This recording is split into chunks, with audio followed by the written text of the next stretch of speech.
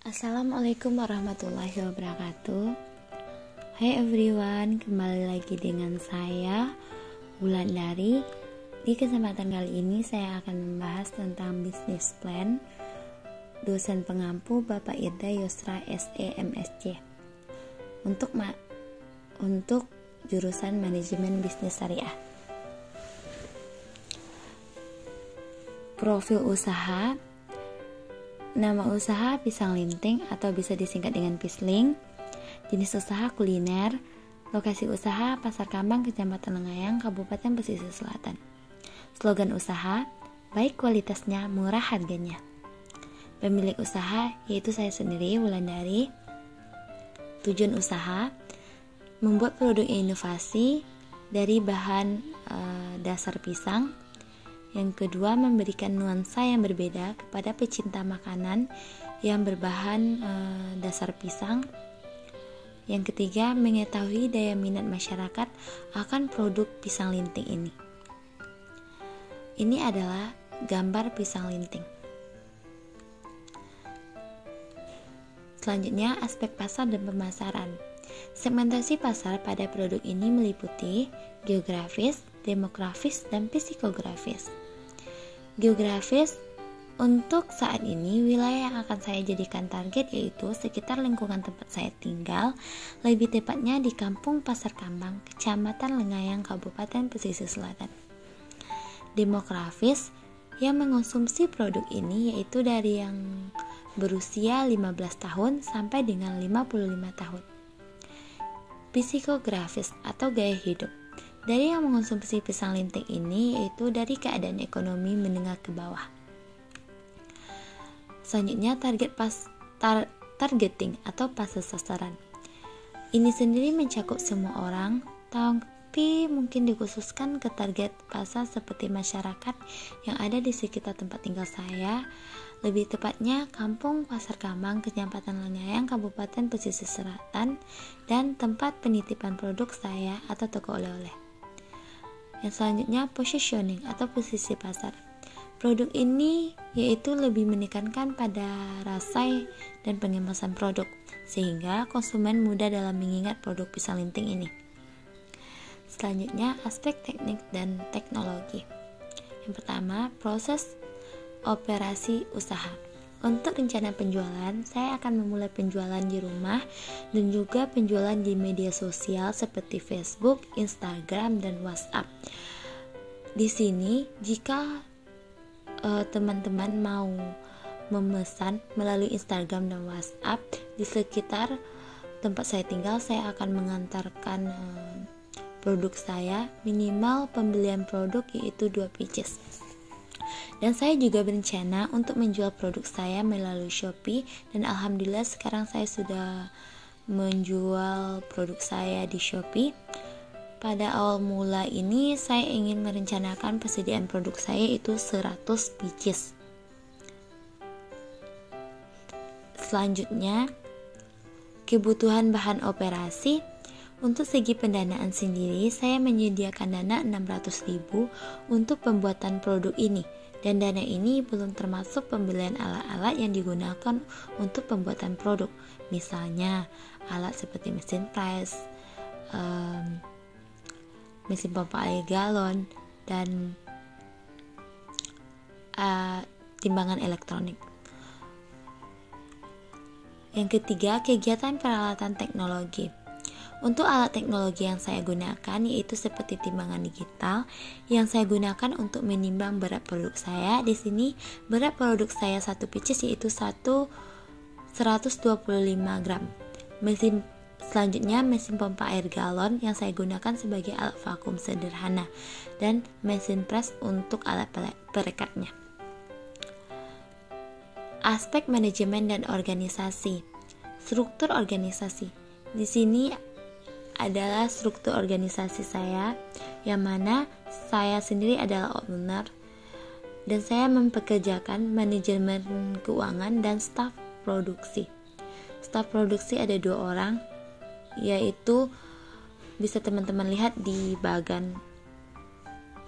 Selanjutnya, aspek manajemen dan organisasi.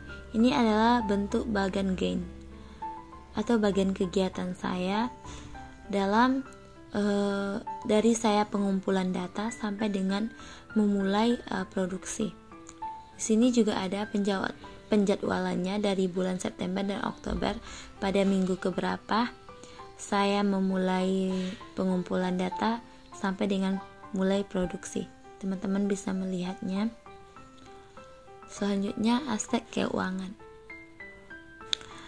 Yang pertama itu tenaga kerja tak langsung.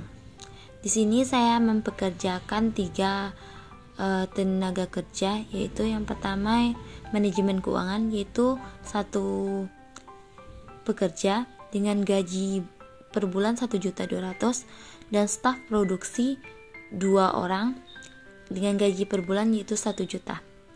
Untuk tahun 2020 total biaya tenaga kerja yaitu 38.400.000, 2021 40.320.000 dan 2022 40.336.000. Selanjutnya, ini adalah tabel aktiva berwujud saya. Di sini saya memiliki aktiva berwujud ada 7, mulai dari mesin pres sampai dengan kompor gas. Teman-teman bisa melihat harganya dan biaya tahun 2021-nya. Total aktiva berwujud saya yaitu 532.000. Selanjutnya, biaya produksi.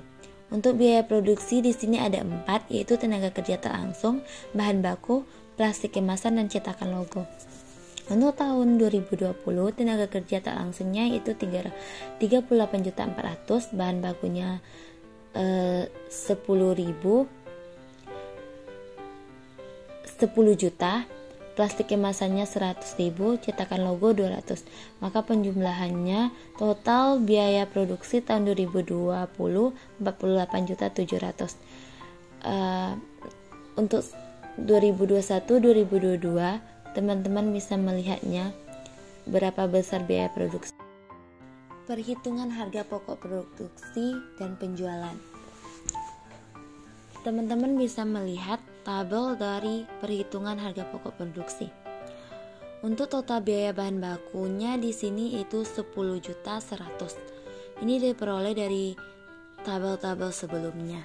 Pencarian dari tabel-tabel sebelumnya. Kita hanya memasukkan angka-angka dari tabel sebelumnya. Untuk total biaya WIP yaitu 10.100.000. Dan total dari biaya overhead pabrik yaitu 38.700.000 dan harga pokok produksi jumlah dari total biaya bahan baku ditambah dengan total biaya WIP mendapatkan hasil 48.800.000. Jadi total harga pokok penjualan di sini yaitu 48.800.000 karena di sini tidak ada jumlah PPN-nya dan tidak ada pajak penjualannya. Selanjutnya volume produksi untuk tahun 2020 ini yaitu 7.292. Jadi 48.800 dibagi 7.292 mendapatkan hasil 6.692. Itu adalah harga jualnya. Harga jual per pieces. Jadi pendapatan yang didapat dari owner untuk satu pieces yaitu 1.1.308 rupiah. Maka harga jual produknya yaitu 8.000. 8.000 ini didapat dengan dari harga jual ditambah pendapatan yang didapat dari owner. Selanjutnya, laporan laba rugi. Hasil penjualan untuk tahun 2020 yaitu 58.336. Sedangkan biaya produksinya 48.700. Jadi pada tahun 2020 ini memperoleh laba. Laba ini didapat dari hasil penjualan dikurang dengan total pengeluaran. Jadi laba pada tahun 2020 yaitu 9.636.000. Selanjutnya untuk tahun 2021 labanya 27.973.800. Dan untuk tahun 2022 48.121.290. Teman-teman bisa melihat dengan teliti laporan laba rugi untuk pisang linting saya. Selanjutnya